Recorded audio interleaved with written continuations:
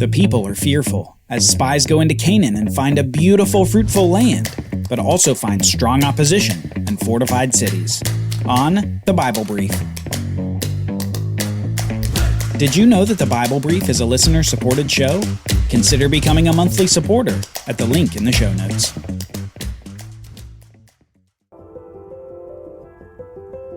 The people are at the southern border of the land of Canaan, encamped at a place called Kadesh. They haven't come to Kadesh without additional trouble after the incident of the craving in the quail. The leadership of Moses has continued to be questioned, and this time it wasn't just some random group within the camp who was doubting the authority of Moses. This time it was his own sister. On the way to Kadesh, Miriam, the sister who had assisted Moses when he was just a baby in his little basket ark among the reeds of the Nile, well, she rebels against the authority of her own brother. Perhaps it was after seeing the 70 men prophesy after God's Spirit came upon them, or perhaps it was for another reason. But in any case, Miriam questions the singularity of Moses' leadership. She's seen other people speak God's words by his Spirit, and she seems to think that because others have prophesied, that Moses has been demoted to something less than the de facto leader of the nation of Israel. However, in a quick course of action, God rebukes her rebellion by giving her a leprous skin disease and causing her to be banished from the camp for a full week. It's only Moses' prayers on her behalf that restores her, as God even uses this rebellion of his sister to confirm the leadership of Moses. But this rebellion of Miriam is only a precursor to a greater rebellion. A rebellion against God and against God's purposes. Here at Kadesh, we're going to see a rejection that shames the people for a generation. This great failure, this great unbelief, begins here at the border of the Promised Land of Canaan. We read this in Numbers chapter 13. The Lord spoke to Moses, saying, "Send men to spy out the land of Canaan, which I am giving to the people of Israel. From each tribe of their fathers you shall send a man, every one a chief among them." So Moses sent them from the wilderness of Paran, from Kadesh, according to the command of the Lord, all of them men who were heads of the people of Israel. Moses sent them to spy out the land of Canaan, and said to them, "Go up into the Negeb, and go up into the hill country, and see what the land is, and whether the people who dwell in it are strong or weak, whether they are few or many, and whether the land that they dwell in is good or bad, and whether the cities that they dwell in are camps or strongholds, and whether the land is rich or poor, and whether there are trees in it or not. Be of good courage, and bring some of the fruit of the land." Now the time was the season of the first ripe grapes.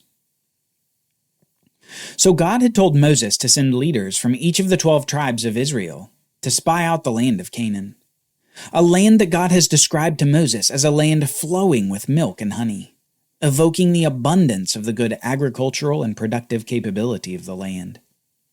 Moses sends these men in and asks them to assess the land, assess the strength of the Canaanites living in the land, and to bring back some of the produce of the land. A simple mission that will take 40 days for these spies. While they're in the land, they go to the far north of the land and come back south, having seen the cities and the people and the land itself. And as if to demonstrate the amazing fruitfulness of the land, they bring back a single cluster of grapes that requires 2 men to carry it on a pole between them. As readers, we get the sense that the land is better than they may have even imagined it. But there is a catch. The people in the land are going to present a problem. At the end of the 40 days, they returned from spying out the land. And they came to Moses and Aaron and to all the congregation of the people of Israel in the wilderness of Paran at Kadesh. They brought back word to them and to all the congregation, and showed them the fruit of the land. And they told them, "We came to the land to which you sent us. It flows with milk and honey, and this is its fruit. However, the people who dwell in the land are strong, and the cities are fortified and very large. And besides, we saw the descendants of Anak there. The Amalekites dwell in the land of the Negeb, the Hittites, the Jebusites, and the Amorites dwell in the hill country, and the Canaanites dwell by the sea, and along the Jordan River." Note here the positives and negatives. Positives. The land indeed flows with milk and honey, and they have this huge grape cluster as proof of its fruitfulness. Negatives. Strong people, fortified cities, and groups of people who won't take kindly to the Israelites claiming inheritance of their land. How would you react to these positives and negatives?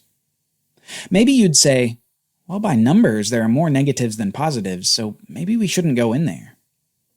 Or perhaps in a better moment you'd say, if there are more grapes like these, let's go. It's time to take the land that we've been promised ever since Abraham. With positives and negatives like these, you can imagine the people beginning to waver and tremble before the prospect of entering Canaan. They'd gone from Egyptian slavery to wilderness wandering, and now to the prospect of driving out the inhabitants of the land. But they weren't without hope. 2 of the 12 spies encouraged the people in a great act of faith.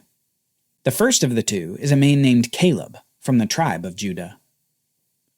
But Caleb quieted the people before Moses and said, "Let us go up at once to occupy it, for we are well able to overcome it." Then the men who had gone up with him said, "We are not able to go up against the people, for they are stronger than we are." So they brought to the people of Israel a bad report of the land that they had spied out, saying, "The land through which we have gone to spy it out is a land that devours its inhabitants, and all the people that we saw in it are of great height. And there we saw the Nephilim, the sons of Anak who come from the Nephilim, and we seemed to ourselves like grasshoppers, and so we seemed to them." Note here that as soon as Caleb speaks up and encourages the people, he's immediately rebuffed by 10 of the other spies. They begin speaking in this exaggerated fashion, saying that the land eats up the people in it, and that the people are giants. They inspire fear and dread, where Caleb had tried to inspire hope and courage. The 10 spies begin to win over the crowd. Then all the congregation raised a loud cry, and the people wept that night, and all the people of Israel grumbled against Moses and Aaron. The whole congregation said to them, "Would that we had died in the land of Egypt, or would that we had died in this wilderness. Why is the Lord bringing us into this land, to fall by the sword? Our wives and our little ones will become prey. Would it not be better for us to go back to Egypt?" And they said to one another, "Let us choose a leader and go back to Egypt." Then Moses and Aaron fell on their faces before all of the assembly of the congregation of the people of Israel. And Joshua and Caleb, who were 2 among those who had spied out the land, tore their clothes and said to all the congregation of the people of Israel, "The land which we passed through to spy out is an exceedingly good land. If the Lord delights in us, he will bring us into this land and give it to us, a land that flows with milk and honey. Only do not rebel against the Lord, and do not fear the people of the land, for they are bread for us. Their protection is removed from them, and the Lord is with us. Do not fear them." Then all the congregation said to stone them with stones. But the glory of the Lord appeared at the tent of meeting to all the people of Israel. The people's rejection of God's plan for them is reaching a fever pitch. First, they grumble against Moses. Then they moan about not being in Egypt. Soon they reject the leadership of Moses and say that they are going to go back to Egypt with their own ruler. And finally, after more hopeful words from Joshua and Caleb, they get stones to kill these leaders of the nation. The rebellion of the nation since they left Egypt is almost wrapped in this single event. They complain again, they express wishes to be in Egypt again, they reject Moses again, and they try to remove him from leadership again. But worst of all, they reject God again. While Joshua and Caleb are speaking of their faith and confidence in the Lord to remove the nations from the land before Israel, the people show their unbelief as they take stones from the ground to stone these faithful men who had just spied out the land. This is a low point for the nation that God had miraculously saved from their slavery. And this low point is about to get lower, as God suddenly shows his glory at the tabernacle tent in front of the whole crowd. And the Lord said to Moses, "How long will these people despise me? And how long will they not believe in me, in spite of all the signs that I have done among them? I will strike them with pestilence, and disinherit them, and I will make of you a nation greater and mightier than they." But Moses said to the Lord, "Then the Egyptians will hear of it, For you brought up this people in your might from among them, and they will tell the inhabitants of this land. They have heard that you, O Lord, are in the midst of this people.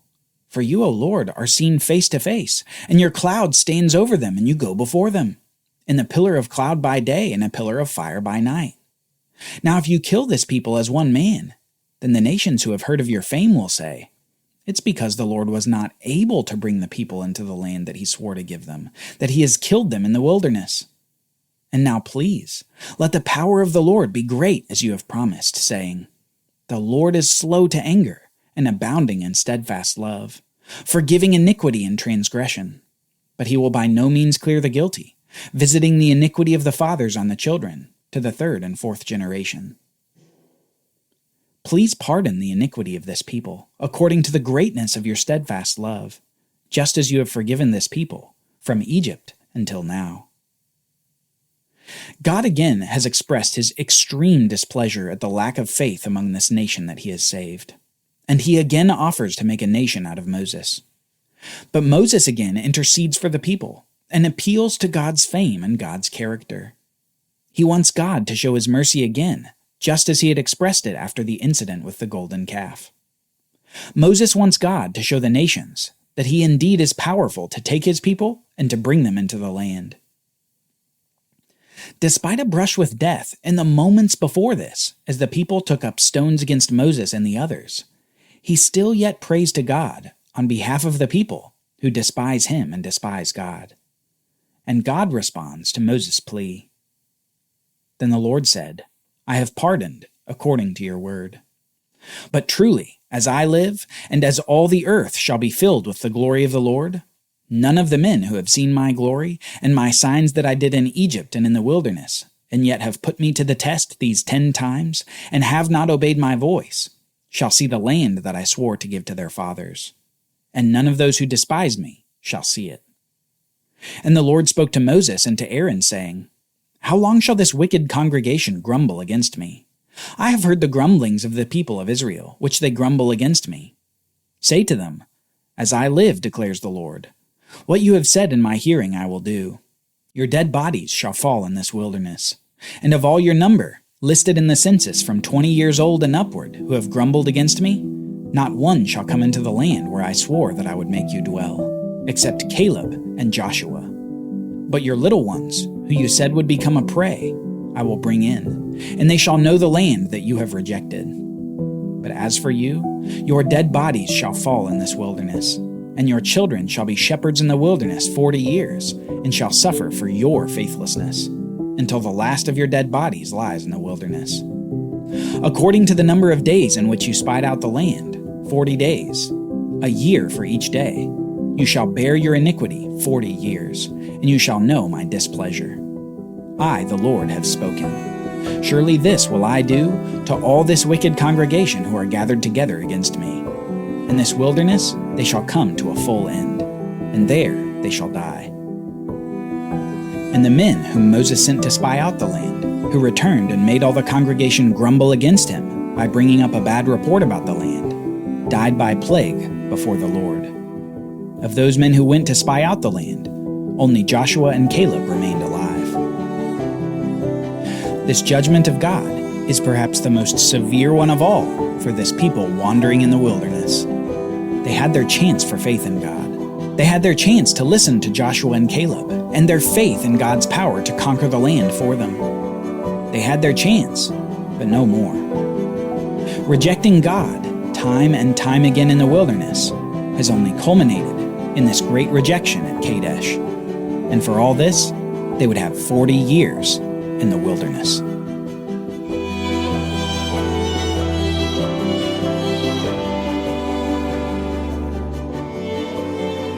Join us next time as we see land that actually does eat up its inhabitants, as some priests among the tribe of Levi hurl accusations at Moses and Aaron. The Bible Brief is brought to you by the Bible Literacy Foundation, dedicated to helping people like you learn the Bible.